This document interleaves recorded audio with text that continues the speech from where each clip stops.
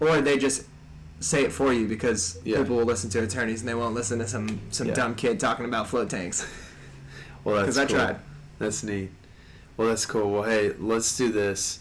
Near the end of every episode, I do some rapid fire questions for the individual. Sure. And then we'll wrap it up after that. Sound good? Yeah. All right, cool. All right, what's your favorite book? Ooh, God, that's a really difficult question. Top 3 or top 5 if you can't figure one out. Damn, that's tough. My favorite book has probably got to be Jitterbug Perfume. Jitterbug Perfume. Yeah, by Tom Robbins. What's Check it out.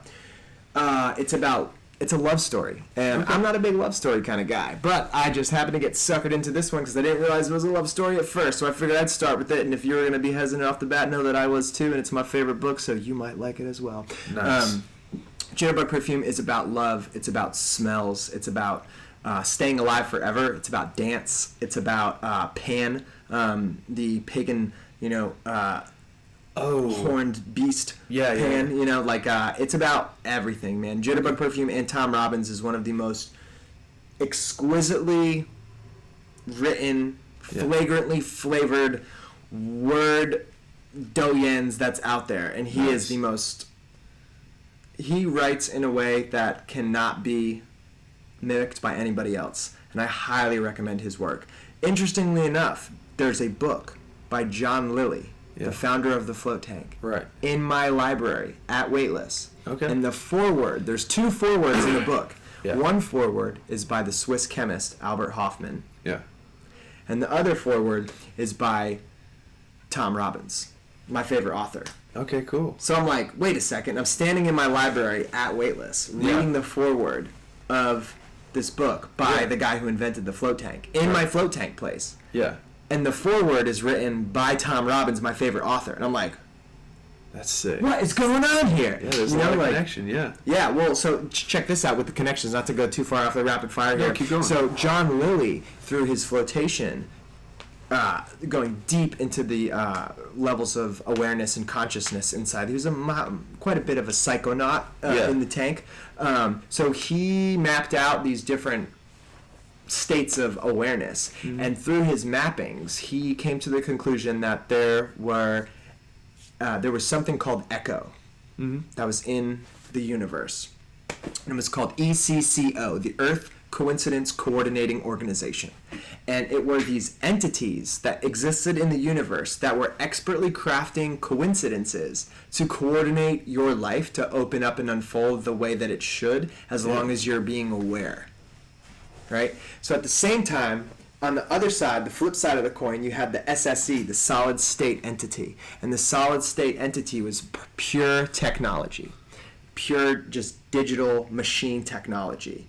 And the machine, the solid state entity's job is just to replicate and redesign itself and just basically snuff out life in the universe with machine knowledge, like robots, So this guy mapped this stuff out in like the 60s in a float tank, talking about ECHO, the Earth Coincidence Coordinating Organization, and the solid state entity being these 2 opposing forces that are like guiding your life basically as you're trying to, and the solid state entity is trying to like shut ECHO up so that you will succumb to the machine, Holy so crap. What I wanted to say though is when I was at my float center reading a John Lilly book from the founder of the float tank who invented the whole thought about echo. Yeah. And I see Albert Hofmann, the Swiss chemist who did some amazing synthesization for Sandoz Laboratory in 1937.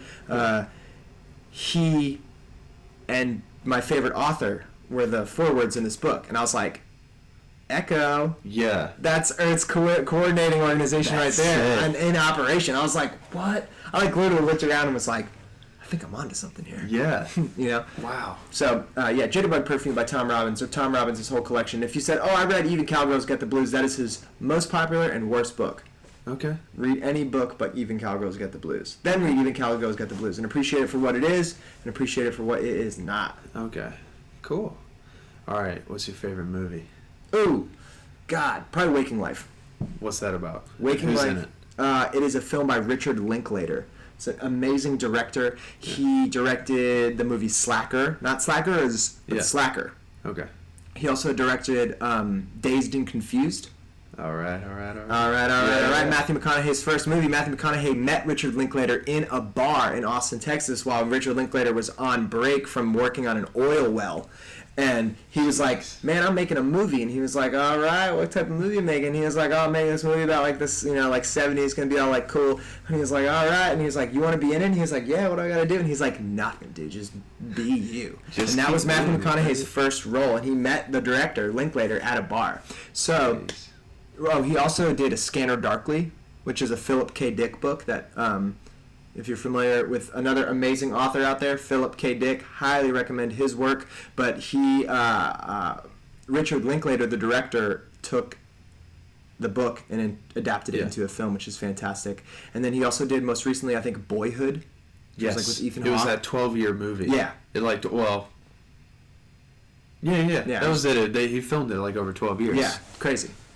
Yeah, so that was Linklater's last piece that he did, and people are like, "Oh, I don't like it," But if like you're used to like watching like box office hits, then yeah, Boyhood is probably not your favorite movie because it's very different. But it's a Linklater film, and he's a very surreal, cerebral, mildly psychedelic director. Okay. And that movie, what's it about? So in in Dazed and Confused, Mitch, the kid, the long hair. Yeah. He's like the main character that everyone's trying to paddle the entire time. Yeah. His name's Wiley Wiggums. That's his real name. Good Lord. And in Waking Life, it's kind of about him. Right. And he doesn't know if he's wake walking through his dreams or sleeping through his waking life. And he keeps waking up in conversations. Like he'd be in a conversation like this, and someone would be talking to him about stuff, and he'd be like, oh, that's really crazy. And then all of a sudden someone would walk in and say, hey man, do you know blah, blah, blah, blah? And then he'd walk down the stairs and all of a sudden he'd wake up in his bed and he'd, weird dream. And then he'd get up and he'd pour some cereal and then he'd be clicking on the computer or on the TV or something like that. And then all of a sudden he'd be like, and then it would start talking and then he'd be like in a dream again. And then he'd wake up and he'd be like, what's going on? And he keeps like, kind of like the, not Inception, but like really, really cool movie. But the cool thing is in this movie, while he goes through his dreams and sleeps through his waking life and he's unsure if he's dreaming or asleep, is he keeps having these profound conversations about everything and anything with theologians, with theoretical physicists, with linguists, with college professors, with self-immolating Buddhists, with anarchists, and he just has these very dreamlike conversations as he moves from one dream state, just like a dream, kind of the phantasm, like I was in my house, but it wasn't my house, but I knew it was my house, and all of a sudden I was in my aunt's backyard, but it wasn't her backyard. It's like that. That's sort of the way that they move along. Yeah. So that movie is amazingly profound, and I watched it when I was in high school, and I have since watched it at least twice a year, every year since then. Jeez. And as I've gotten older, every conversation means something different to me. Because when I was younger, I didn't know what half the stuff that they were talking about was. And as I've gotten older and learned more about love and about relationships and about anger and about friends and about quantum physics and about all this stuff in the world, you're like, oh, damn, I never knew what that... But I feel like it's actually let me glimpse something at such a young age where it probably did a lot for me growing up. And kind of directing where I went with my life, based on that movie in particular. Wow. It's also a rotoscope film, so it's shot and then animated on top of. So it has this very surreal sort of look to it. Okay. Linklater's films are rad. I'll send you that, or just look it up because it's like. I'll look it up. Like you were saying, sit around the campfire with your friends and go deep. Yeah. Sit on a couch and watch that movie. You go deep. You'd be like, wow, like it's a really awesome movie. All right, cool. What's the best piece of advice you've ever gotten? That's a tough one, too. I don't know if I remember enough advice from random people that I've gotten or anything like that. Mm-hmm. But I always say, my mom always says, like that's my girlfriend Chelsea's always like, you say more about what your mom always says than anything else. Yeah. And I can't even remember too many of them right now, but like I guess one that I've always lived by is like, well, you never know if you don't try, yai. Okay. Literally, that's what my mom says. Well, you never know if you don't try, yai. That's funny. Like, I don't know why she says yeah, but she does all that. She does stuff like that all the time. So that you remember it. Yeah, probably. Yeah, so I don't know. There's so much good advice out there. But, like, I really like The Four Agreements by Don Miguel Ruiz. I don't know this. Yeah, so the Four Agreements is a book by Don Miguel Ruiz. He also wrote The Mastery of Love, and it's a great book. It's 4 things to do on a daily basis, and you agree with yourself to do those things. And I found that practice, when you keep them very mindful, if you have a poster of them or a book or something like that. Yeah. Someone actually stole our 4 agreements from Weightless, which doesn't make me super stoked, but that's okay. So the 4 agreements are: be impeccable with your word, because there's a word there for everything, and we should be as descriptive as possible, because if you're not impeccable with your word, people will assume things. And the second one is don't assume things. Because if you're assuming things all the time, like whether it's your girlfriend or it's your coworker or it's your mother or father or your kid, if you assume that they knew that, then you're going a wrong way. And if you're impeccable with your word, then it's less difficult for you to assume that they knew something because you were deliberately telling them what it was. Okay. The third thing is to not take anything personally. I feel that. Yeah, because I feel that on another level. A lot of times someone cuts you off and you're like, this person hates me. There's so many things. Like, I used it for waiting tables at restaurants, you know? Mm-hmm. I'd be like, hey, how's it going, guys? Yeah. Diet Coke. Okay, sure. You know, and you're like you can't let that get under your skin. Because then, like, what if it gets under your skin? Then you walk back and you're like, that bitch at table 3, she said to me, and everyone's like, who? Oh, man, that girl, And then it's just like, what's this? Like, who created all this negative energy out of nowhere? Like, we're just, like, having a good day, and then it's like, and then there's, and it's like, dude, maybe, like, she just found out that she has cancer because she drinks so much Diet Coke, and she's pissed. Right. And, like, you don't know what's going on. Don't assume that you know what's going on in her life. Don't take it personally because she doesn't know you. Yeah. You know what I'm saying? Like, and then the fourth one is always try your best. So if you always try your best to follow the first 3, as well as, like, at work, like, say you went out and, you know, had a campfire and went deep with your friends, and you end up staying up all night, and you're like, damn, I gotta work in the morning. But you go to work and you feel that despite the situation you were in, you still tried your best. You're like, yeah, I was pretty fried today, but I crushed it.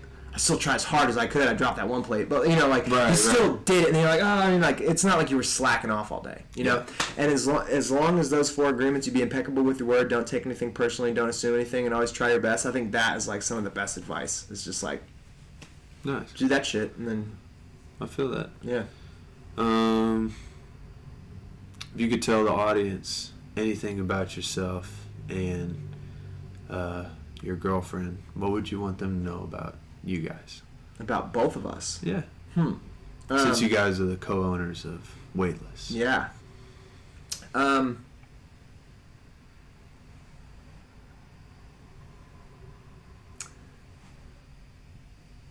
guess about Weightless is that we wanted to create a space for people to feel like they didn't have to leave. They didn't. Nice. Like, yeah, they don't want to leave, that's totally fine, but we don't want anyone to feel like they have to leave, as if we're asking somebody to go, because sometimes you feel like when you go places, once you're done paying, you have to leave. Yeah. Like, you can't eat food at a restaurant and then hang out there for a couple hours. They'd be like, do you need something? Yeah, that's true. And you're like, no, I'm just enjoying this patio. They kind of like just kind of keep pushing that check closer to you. No, I'm good. And you're like, okay, well, I'll transfer you to somebody else. You know, you're like, oh, okay, I'm sorry, I gotta leave. You know, we don't want anybody to leave or feel like they have to leave. So I'd say that's kind of what I would say about Weightless. Okay. And in terms of ourselves, like personally, I would say that probably both of us have a strong passion for our own creative and artistic sides outside of Weightless.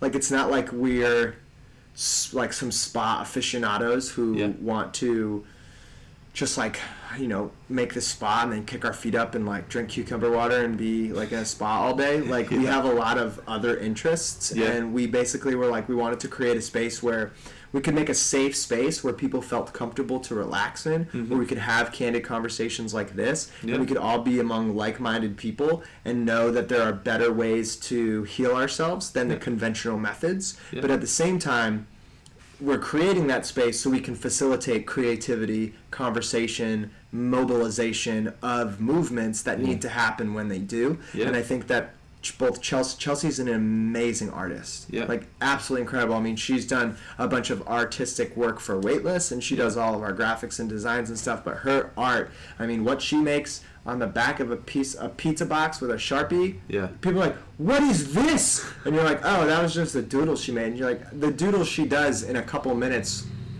just dropped my jaw. You know, and I'm a really big. I mean, I write a lot. I write a lot of poetry. I like to rap. I'm a really big fan of hip hop music and poetry being a method to convey important messages. Nice. Whether it's like political or environmental or sort of just of thought. Yeah. So yeah, Weightless is probably is like our brainchild. Nice. But it's a space that we want people to be creative in, and we ourselves will continue to be creative with it. So just know that we're right there with you all. Nice. Well, cool, man. I think that's going to do it for us here. For sure. Great conversation. Dude, thank you so much for being on here. I feel like I've learned a lot. I know the audience is going to learn a lot. And thank you for coming on. Thank you so much.